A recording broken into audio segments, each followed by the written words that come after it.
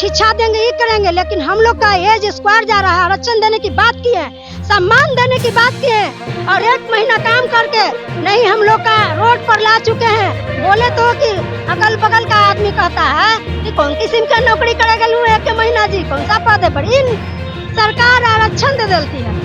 और जोड़वा के हम लोग से पीछे लोग को आगे हो गए, और हम लोग के 50% आरक्षण शो कर दे, सम्मान देने के लिए बोले, कह के रोड पर ला दिए। अभी भी बोल रहे हैं कि जाग जाओ सरकार, हम आपको जगा रहे हैं, आप जाग जाइए। नमस्कार, मैं अभिषेक और आप देखना शुरू कर चुके हैं इनसाइड प्रेस में। अभी मौजूद हूं पटना के गर्दनी बाग में। एक तरफ पटना में जो है कि जन सैलाब उमड़ा हुआ है, वहां पे नीतीश जी और माननीय उप मुख्यमंत्री भाषण देते थक नहीं रहे हैं, तो दूसरे तरफ ये देख सकते हैं कि प्रशिक्षक लोग जो है कि पटना के गर्दनी बाग में सड़कों पे बैठे हुए हैं। आइए जानते हैं कि आखिरकार इन लोग सड़कों पे क्यों बैठे हुए। क्यों मैम, आप लोग सड़कों पे क्यों? आज तक सरकार ने हम लोगों को समायोजन किया ही नहीं है। हम लोग का सारी उम्र समाप्त हो गई है और आर्थिक स्थिति से इतना न जूझ चुके हैं कि कहीं का नहीं है, नहीं घर का है, नहीं घाट का है। इतना दिन से हम लोग उनसे आश्वासन मिलते गया और उम्मीदों पे जीते गए, जीते जीते हम लोग सब कुछ खो बैठे हैं, अब कहीं का नहीं रह गए हैं। तो अब हम लोग कहाँ जाएंगे? और जो रोज आप महिला हैं और हमारे राज्य के जो मुखिया हैं हमेशा महिलाओं की बात करते हैं, महिला आरक्षण की बात करते हैं, जबकि अब देश में भी प्रधानमंत्री भी जो है कि महिला आरक्षण की बात करने लगे, फिर भी आप लोग महिलाएं क्यों महिला आरक्षण नहीं मिल रहा? वही तो जानना चाहते हैं ना कि जब वो घर से महिलाओं को निकाल दिए इस समाज सेवा के लिए, भरण पोषण करने के लिए, इतना सुरक्षित दे रहे हैं, फिर भी आज हम असुरक्षित क्यों हैं? आर्थिक स्थिति में असुरक्षित क्यों हैं? हमको सुरक्षा क्यों नहीं मिल रहा है? मेरे नाम रंजू कुमारी हुआ, मैं प्रदेश अध्यक्ष हूँ और मेरा डिस्ट्रिक्ट होम पश्चिमी चंपारण हुआ। तो सरकार से क्या कहना है? हम सरकार से यही कहना चाहते हैं कि जब नारी को इज्जत वो करते हैं और चाहते हैं, तो उनके सारी बहनें घर छोड़ करके बाहर निकली है समाज में सेवा के लिए, और सच में समाज सेवा का ही कार्य करती है, उनके समाज का ही भाग्य उज्जवल बनाती है।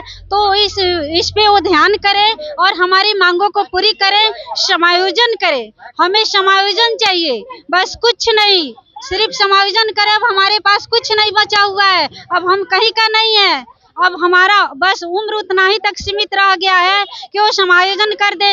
अभी से भी कम से कम हमारे घर में 2 वक्त के अच्छे से भोजन बन सके, हमारे बच्चे भी खा सके, रह सके, या अच्छे से कपड़ा भी पहन सके, हमारे परिवार का खुशी भी कुछ दिन बीत चुके। मैम, मुख्यमंत्री जी से मेरा यही अनुरोध है कि हर हालत में हम लोग को शैक्षणिक पद पर समायोजन किया जाए, ठीक है। और 20 दिन का ही काम क्या 10 दिन के भी साल में काम नहीं देते हैं। और इस स्थिति में हम लोग हम लोग क्या बोलता है 1 दिवसीय धरना किए हैं, उसके बाद हम लोग भूख हड़ताल करेंगे, अनशन करेंगे, और इनको 24 और 25 में इनका खुद ईंट के ईंट बजा देंगे। मेरा दावा है कि सभी हम लोग जितने भुखमरी के कगार पर हम लोग CLT हैं, उत्प्रेरक संघ हैं, हम लोग आज इनसे विनती कर रहे हैं, हमारे गार्जियन रूप में हैं, और इन्हों को चाहिए कि हर हालत में भाई बहन को दुख दर्द को सुने और इसको निदान करें। अगर निदान नहीं करते हैं तो इनको समय आ गया है जवाब देने की, और समय जो जवाब मिलेगा जो ईंट के माध्यम से मिलेगा। कैसे 2025 और 24 में कैसे ईंट से ईंट बजाएगा? जब चुनाव आएगा, नेताजी आएंगे, लंबी भाषण देंगे, चुनावी प्रलोभन देंगे, आप फंस जाइए। उसके पहले स्तर पे हम लोग जाते हैं सर, हर विद्यालय में हम लोग जाते हैं प्रशिक्षण देने के लिए। जितने अध्यक्ष सचिव आते हैं सब हमारी मुट्ठी में है, हम जिस तरह करेंगे वैसे ही वो करेंगे। और ये पंचायत से लेके और प्रखंड तक हम चाहेंगे तो ईंट से ईंट बजा सकते हैं। चाहेंगे तब ना, अगर नेताजी नोट से आपको वोट नहीं खरीदेंगे, हम उत्प्रेरक संघ बिकने वाले नहीं हैं। हम लोग इतनी गरीबी में तपे हुए हैं कि आज गरीबी में तप रहे हैं। पटना आने के लिए पैसा नहीं है, हम लोग दूसरे से पैसा की व्यवस्था करके हम लोग पटना आते हैं। ढंग से बच्चे कपड़े नहीं पहनते हैं, ढंग से पढ़ाई नहीं करते हैं। क्या हम उम्मीद रखें इनसे? कहे थे 10 लाख हम बहाली करेंगे, क्या उस 10 लाख में हमारी इतनी से है? मुश्किल से 4-4.5 हजार लोग हैं हमारे, एक कोना में चाहेंगे तो वो डाल सकते हैं। क्या करते हैं आप? 2180 क्या करते हैं आप बताइए पहले। हम लोग बिहार शिक्षा परियोजना के उत्प्रेरक हैं। हम लोग विद्यालय शिक्षा समिति को ट्रेनिंग देते हैं, विद्यालय में जाते हैं, जितने बच्चे बाहर हैं, विद्यालय से बाहर है, उनको हम लोग लाते हैं और 100% ये अटेंडेंस और साथ में 100% मूल्यांकन। जो है मूल्यांकन, ये दोनों हम लोग करते हैं। एक तरफ पौधे में जैसे पानी डाल के सींचा जाता है, वैसे हम लोग विद्यालय में बच्चे को सींचते हैं जाके। ऐसा काम हमारे मुख्यमंत्री भी अगर चाह दें उस जमीन पे आके तो उनसे नहीं हो पाएगा।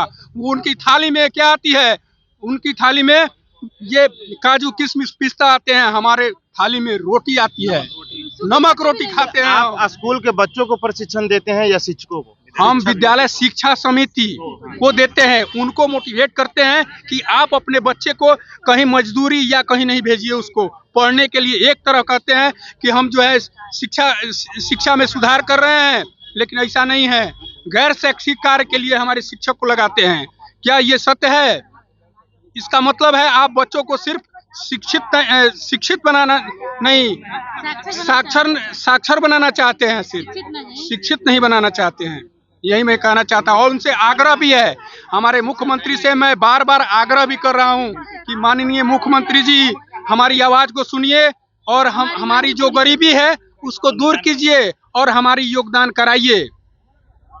सुनिए, माननीय राज्य के मुख्यमंत्री और उप मुख्यमंत्री जी वो वही प्रशिक्षक लोग हैं जो कि शिक्षक और बच्चों को प्रशिक्षण देते हैं। जब जो है कि ये लोग सड़कों पे आ गए हैं।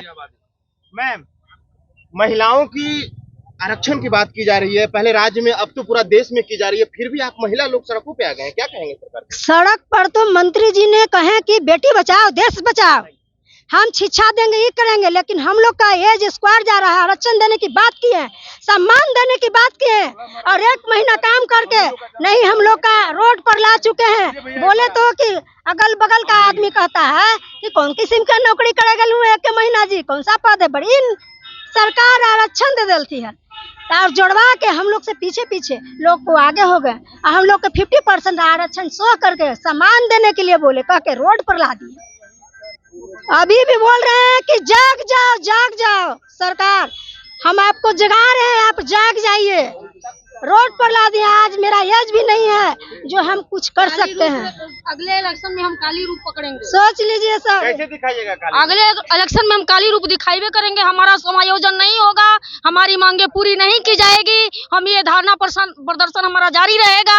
हम बार बार अपनी मांगों को पूरी करने के लिए उनसे अनुरोध कर, सीधी सी हमारी मांग है कि हमारे जो भी शिक्षक संघ को गैर सरकारी कानून से जोड़ा जाता है वो हमें रखा जाए, हमें उन कार्यों से जोड़ा जाए, समायोजन हमारा किया जाए, जो उनको मानदेय दिया जाता है वही चीज हमें दी जाए। पाठक जी ने बोले पहले जो टीचर थे 9 बजे के पहले कभी आते नहीं थे और 2 बजे के पहले चले जाते थे, तो उसको टेंच किए। तो उन लोगों को गैर शैक्षणिक कार्य में क्यों लगाते हैं? वही कार्य हम लोग को क्यों नहीं दे देते हैं? हम लोग जो रोड पे काम करते थे वही काम करेंगे उनसे। उस टीचर लोग का काम अच्छा से पढ़ाना लिखाना रहता, उन लोग के बकरी गधा बैल जो गिनवाना हैं उन लोग हम ही से गिनवा देते, हम ही लोग कर देते, हम लोग भी खुश रहते, उनका बच्चा लोग का पढ़ाई भी बाधित नहीं होता। ये सरकार की क्यों नहीं सूझ रही है? अब जो है कि ये लोग, इन लोगों की बातों को समझिएगा, ये वही प्रशिक्षक हैं। अब इनका कहना ये है कि जो आप शिक्षकों से दारू खोजवाते हैं, जनता गिनवाते हैं और यहाँ तक कि टीका तक लगवाते हैं, वो काम करने के लिए हम लोग बैठे हुए तो हैं ही, लेकिन फिर भी सरकार नहीं सुनती है। आप लोगों ने सुना। फिलहाल के लिए इतना ही। आप क्या सोचते हैं अपनी प्रतिक्रिया कमेंट बॉक्स में जरूर दें। बने रहे इनसाइड प्रेस के साथ। धन्यवाद।